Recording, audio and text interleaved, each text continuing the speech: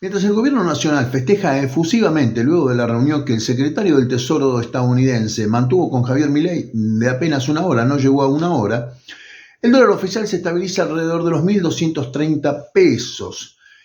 Luego de aquella devaluación que no iba a existir, pero que terminó existiendo. Y se colocó muy cerca del dólar MEP y el dólar contado con liquidación. Claro, pero lo que se olvidan estos muchachos es que ya la pelea no es con el dólar MEP y el contado con liquidación, que bajaron su cotización luego de la devaluación, sino con el dólar blue. ¿Y dónde está el dólar blue? 1.285, ya llegando a la frontera de los 1.300 pesos. ¿Se acuerdan que siempre fue la discusión si era el dólar oficial o el dólar blue? Que el dólar blue reflejaba la realidad de la economía y no el dólar oficial. Bueno, el dólar blue está llegando a los 1.300 y eso es lo que por ahora te quieren esconder. Y uno se pregunta, ¿por qué festejan? ¿Qué es lo que tienen para festejar? Porque buenas noticias no hay. Buenas noticias no hay. Cualquier libertario que presuma de serlo también va a festejar, pero no porque tenga razones verdaderas para hacerlo, sino porque viven inmersos en la ignorancia absoluta siempre. Esta no va a ser la excepción. En el video de hoy te voy a contar por qué estos festejos no tienen ninguna razón de ser y vamos a repasar cómo quedó la economía después de la devaluación, de la que no quieren hablar, y también cuáles son los frentes de tormenta que enfrentan los hermanos Lannister. Estoy hablando de Javier y Karina, que los tienen y con nubarrones muy, muy oscuros. Además, te voy a contar y te voy a mostrar una nota donde se cuenta que el Fondo Monetario Internacional, en el extenso documento que emitió con razón del préstamo que le dio a Argentina de 20.000 millones de dólares, está reconociendo implícitamente que esta deuda es impagable. Sí, vos te vas a sorprender. Es verdad, esta deuda es impagable y lo sabemos, pero lo está reconociendo el mismo Fondo Monetario Internacional. Además, hay otra noticia más, y es que este señor que vino, hablo del secretario del Tesoro estadounidense, también le dio una mala noticia a Javier Milei. Pero bueno, eso tampoco se replicó demasiado. Sí se mostró el festejo, todos contentos, todo bárbaro, 10 puntos, pero este muchacho no les dejó un mango. Así que acompáñame hasta el final de este video y te voy a contar todo esto en detalle como siempre y después lo debatimos en los comentarios. Argentina es un país hermoso y nos toca a todos nosotros hacer de él un lugar mejor.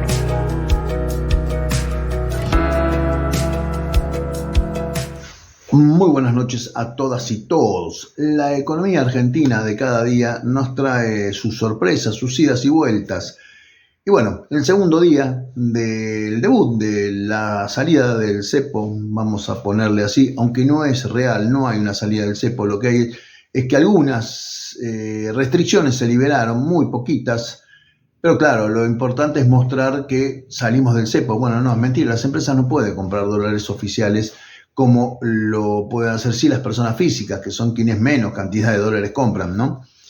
Pero claro, ese dólar oficial que hoy está en 1.230 ya no compite con el CCL y con el MEP, que eran sus rivales directos hasta hace 2 días. No, ahora tienen que competir nuevamente con el dólar blue. ¿Se acuerdan ustedes perfectamente que en otros tiempos el dólar blue era la referencia del mercado? Todo lo que diga el dólar blue es lo que vale. ¿Se acuerdan que todos los precios se actualizaban por el dólar blue? Bueno, volvemos a eso. El dólar blue hoy está en 1.285, muy cerquita de los 1.300 pesos. Y la brecha, si bien se redujo, porque obviamente los dólares financieros bajaron su cotización, porque ya hubo una devaluación que acercó el dólar oficial. Entonces ya no tiene mucho sentido esos dólares disparándose más allá. Aparte, el dólar Brent también finalizó. El dólar Brent, aquel que utilizaban los exportadores para liquidar la cosecha. Bueno, el presidente de la Nación hizo una amenaza bastante fuerte a los exportadores para que liquiden la soja, porque si no, les promete que van a caer sobre ellos las 7 plagas de Egipto. Entonces vamos a ver qué es lo que hacen realmente los acopiadores de grano, que siempre buscan un dólar mucho más alto para liquidar. ¿Qué es lo que haría cualquiera de nosotros si nos interesara solamente el dinero, como pasa con ellos? Bueno, nosotros tenemos otro tipo de visión sobre el mundo, no la que tienen ellos. Pero estos muchachos seguramente van a esperar un dólar más conveniente. Entonces, ¿qué festejó el equipo económico y qué festejó el gabinete detrás de este hombre que vino? Bueno, lo que te voy a mostrar es lo que dicen algunos portales de noticias y que no son los más grandes y no son los que están en todos lados. Hablo de los medios hegemónicos que sabemos que son los que forman la opinión y los que le llega a todo el mundo, porque te llega a través de diferentes repetidoras que tienen en todo el país, a través de sus medios gráficos, a través de sus radios, a través de su importancia dentro de las redes sociales, y son los que te van mostrando una realidad que solamente es una parte de esa realidad, porque después está la otra que no te muestran, y no es que no existan, sí existan, pero está muy escondida, y para buscarlo tenés que trabajar bastante. Son esos medios que aparecen en la página 6, 7, 8 cuando vos buscas un tema, porque en los primeros vas a encontrar todos los medios hegemónicos, vas a encontrar Clarín, vas a encontrar sus repetidoras, vas a encontrar La Nación. Y claro, entonces esas noticias, si vos no las vas a buscar, no te topás con ellas. Bueno, lo que vamos a ver es qué fue lo que dijo el secretario del Tesoro norteamericano. También vamos a ver al riesgo país, que bajó, festejan porque bajó a 7.25. Yo te voy a mostrar qué riesgo país había cuando Cristina Fernández de Kirchner, después de 12 años de kirchnerismo, se fue del gobierno. ¿Qué riesgo país había? En una economía que supuestamente estaba aislada del mundo, en una economía donde se habían robado todo. Entonces los inversores, y el JP Morgan precisamente, que es quien elaboraba y sigue elaborando ese riesgo país, ¿cómo veía ese gobierno comparado con este, no? Porque entonces vamos a ver si realmente bajó tanto el riesgo país, que estaba cerca de los 1.000 puntos y bajó a 7.25. La pregunta es, ¿después de qué bajó? Y después de una inyección de 20.000 millones de dólares, que el mismo FMI reconoce que es impagable. ¿Sí? Sorpresa. Sí, el Fondo Monetario Internacional reconoce que esa deuda es impagable y aún así le dan 20.000 millones de dólares con 4 años de gracia. ¿Por qué? Para que le estalle la bomba al gobierno que viene. Es decir, postergaron pagos por 4 años, le entregaron los 20.000 millones de dólares, le dieron 12.000 de libre disponibilidad para que hagan lo que se les dé la gana, y al mismo tiempo dicen, no, esta deuda era impagable antes y ahora más todavía, pero bueno, se lo vamos a dar igual. Bueno, evidentemente es un préstamo político, pero aún así todos van a perder las elecciones, pero bueno, eso es un tema aparte.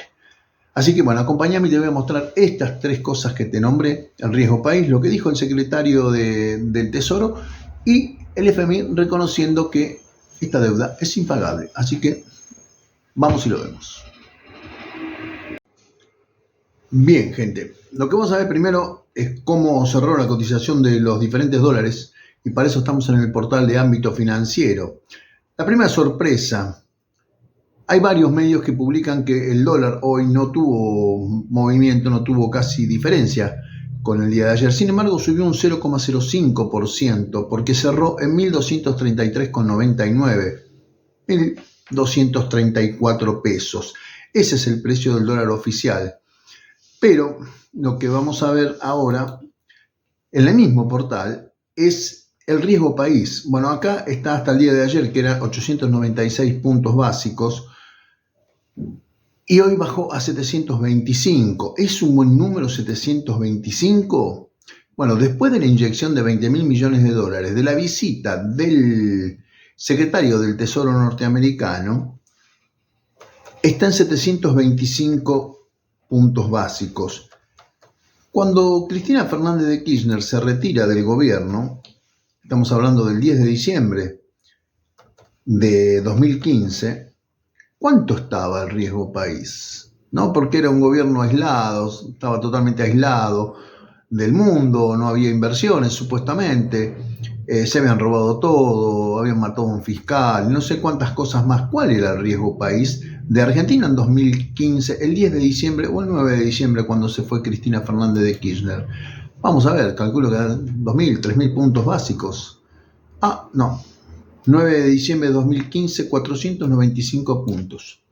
Un gobierno aislado del mundo, totalmente, según la gente que siempre la cuestionó a Cristina. Bueno, 495. Hoy festejaron 725 puntos de riesgo país con una inyección de 20.000 millones de dólares, más lo que le van a dar al resto de los organismos de crédito internacional. ¿Se entiende que no había nada que festejar ahí? Bueno, esperemos que ellos sí lo entiendan. Bien, ahora ¿dónde estamos? En el portal del diario La Nación, ultra kirchneristas si los hay. ¿Qué vamos a ver? ¿Qué fue lo que declaró el secretario del Tesoro norteamericano a Bloomberg? Bloomberg justamente es la cadena que cuestionó la medición de los índices del IPC del INDEC. Bueno, esta misma cadena fue la que hizo el reportaje. Dice: el secretario del Tesoro de Estados Unidos dijo que no habrá línea crediticia extra para la Argentina. ¿Qué festejaron entonces? En una entrevista con Bloomberg tras reunirse con Milei, Scott Bessent agregó que no hay un pedido de Trump para que la Casa Rosada corte relaciones con China, pero afirmó que el país podrá pagar el swap.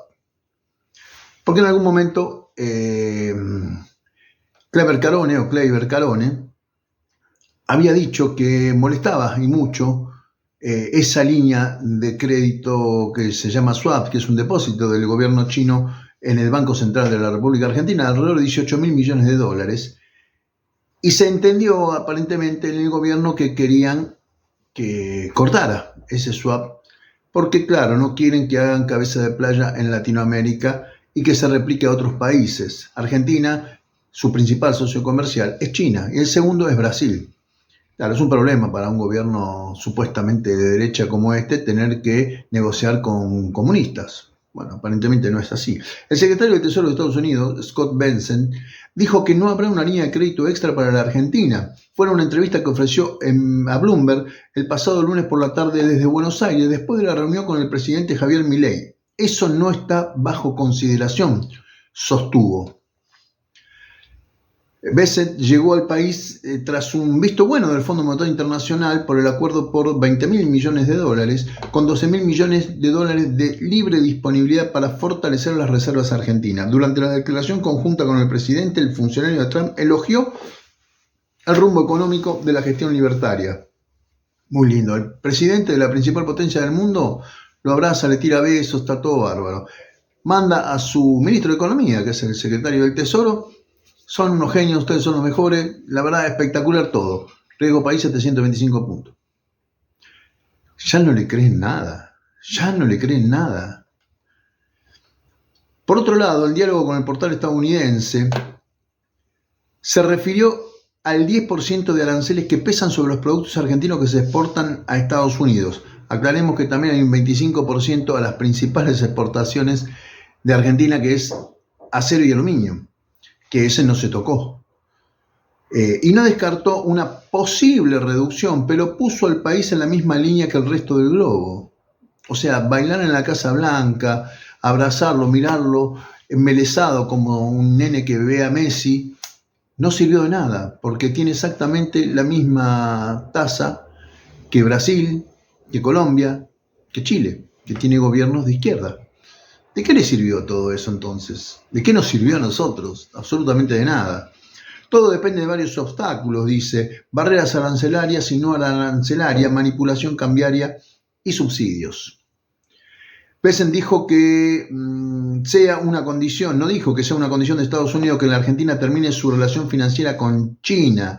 Cuando la periodista de Bloomberg le consultó específicamente sobre el tema, el secretario del Tesoro estadounidense explicó que con el paso del tiempo el país tendrá suficientes inversiones para devolver ese dinero. Además destacó la buena fe del gobierno chino. Y claro, no se quieren enfrentar tanto con China porque saben que los chinos no son Argentina. O sea, los chinos no le pueden poner demasiadas trabas. Argentina tiene un swap con China por 18.000 millones de dólares en yuanes. Acá lo confirma el secretario del Tesoro. El gobierno anterior usó 5.000 millones y eso quedará pendiente. China actuó de buena fe tras el anuncio del Fondo Monetario Internacional y ese tramo será renovado por un año, que lo renovó hace poquito. Si la administración mantiene el rumbo económico, deberían tener ingresos para pagar, destacó. Bueno, esto es lo que te quería mostrar de este señor. No hay más plata. No hay más plata, porque se especulaba que iba a venir con varias valijas, pero aparentemente no. Así que bueno, esto no lo pueden haber festejado. ¿Y qué festejaron entonces? Bueno, vamos a ver la próxima. Bien, ahora estamos en el portal de la política online y supongo que acá sí vamos a encontrar la razón del festejo del gabinete y de Javier Milei después de la reunión con el secretario del Tesoro norteamericano. ¿Qué es lo que dice? FMI. El FMI reconoce en el nuevo acuerdo que la deuda de Argentina es prácticamente impagable. ¿Esto será lo que habrán festejado? La directora del Departamento de Estrategia, y acá voy a tratar de nombrarla porque es bastante complicado su apellido, Sheila Pazar-Basioglu, no quiso firmar el nuevo crédito. El acuerdo habla de riesgos excepcionales. Esta es la señora que no quiso firmar, Fondo Monetario Internacional, el fondo. Esta nota está escrita por Luciana Gleiser. Y dice, el extenso documento que convalidó el nuevo crédito de 20.000 millones de dólares a la Argentina contiene una confesión de ribetes delirantes. El propio organismo afirma que la deuda de la Argentina ya era prácticamente impagable antes de este nuevo desembolso y ahora se ha convertido en un agujero insondable. Esa parte del documento dice que nos salvaron del abismo, pero no dejaron en un pozo del que es casi imposible salir, afirmó a la política online un economista con varios pasos por el Estado, que obviamente no lo nombran, pero debe ser alguien que seguramente ustedes y yo conocemos perfectamente. La resistencia de esta situación generó en el staff del organismo. Obligó a correr varios cuadros directivos. Primero fue el chileno Rodrigo Valdés, quien fue recusado, digamos, por Javier Milei porque decía prácticamente que era un zurdo. Un zurdo en el Fondo Monetario Internacional. Bueno, son cosas de Milei, ¿qué vas a hacer?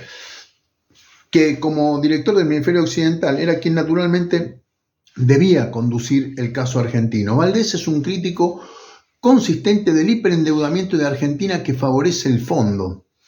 Y ahora se supo que la turca Sheila, con un apellido raro, la directora del Departamento de Estrategia, Política y Evaluación, o sea, no es alguien más, sino que es una directora encumbrada e importante por el departamento al que pertenece, se excusó de firmar la autorización del nuevo crédito. En su lugar intervinieron 2 funcionarios menores para habilitar el préstamo. Esto tiene pinta de ser totalmente fuera de manual. Lo reconocieron a la política online desde el propio fondo. El SPR es conocido como el macho alfa de los departamentos del fondo o el Politburó del Fondo Monetario Internacional, metáforas que grafican su enorme poder detrás de escena, ya que ningún informe de importancia puede publicarse sin su aprobación, tal como lo reveló en una nota en el Financial Times un ex miembro de ese comité. Y está citando como fuente al Fondo Monetario Internacional y como fuente al Financial Times. Dado el crédito pendiente existente de Argentina, el desembolso inicial elevaría el crédito pendiente del Fondo de Argentina a 1.263 de la cuota. En febrero de este año, la política online reveló la resistencia del SPR a dar el visto bueno al acuerdo. Las excepcionalidades que concedió el fondo, como desembolsar 12.000 millones de dólares de una, asemejan esta nueva versión de facilidades extendida al acuerdo stand-by de 54.000 millones de dólares que el organismo le dio a Mauricio Macri en junio de 2018, de los cuales se ejecutaron 45.000 millones de dólares, y Luis Caputo, que no es ministro de Economía, en ese entonces como ministro de Finanzas o como presidente del Banco Central, no recuerdo, presidente del Banco Central, se patinó 15.000 millones de dólares, dicho por Javier Milei. Ese desembolso generó un enorme costo para el staff técnico, de hecho la echaron a Christine Lagarde por ese crédito que otorgó, y provocó el despido de Alejandro Werner y del italiano Roberto Cardarelli, que tuvieron que aguantar que su tarea sea objetada en un documento público del organismo. ¿Se acuerda cuando decían que el Fondo Monetario Internacional iba a venir a a monitorear qué se hizo con esa plata. Bueno, después quedó en la nada.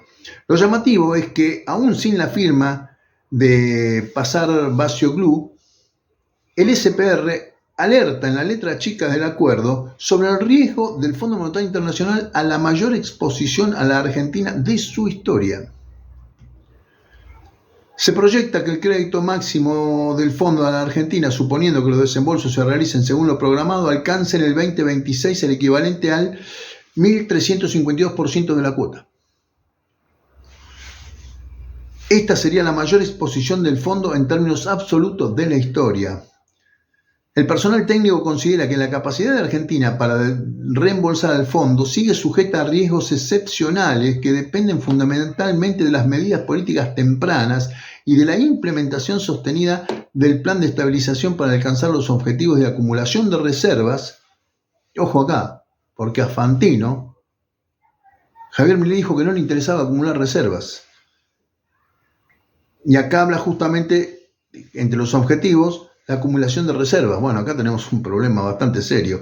Y asegurar la reanudación del acceso al mercado antes del vencimiento de las recompras al fondo. Advierte el documento en el capítulo titulado Capacidad de repago. Al margen de la maniobra, sigue siendo limitado, especialmente en el contexto de bajos niveles de reserva, elevadas obligaciones de servicio de la deuda cambiaria, un historial de volatilidad de los flujos de capital y un entorno externo más propenso a los shocks. Esto es lapidario. Acá lo tenemos a Luis Caputo y a Santiago Bausili con cara de circunstancia. Miren la cara de Santiago Bausili. Ah, amigo, querido.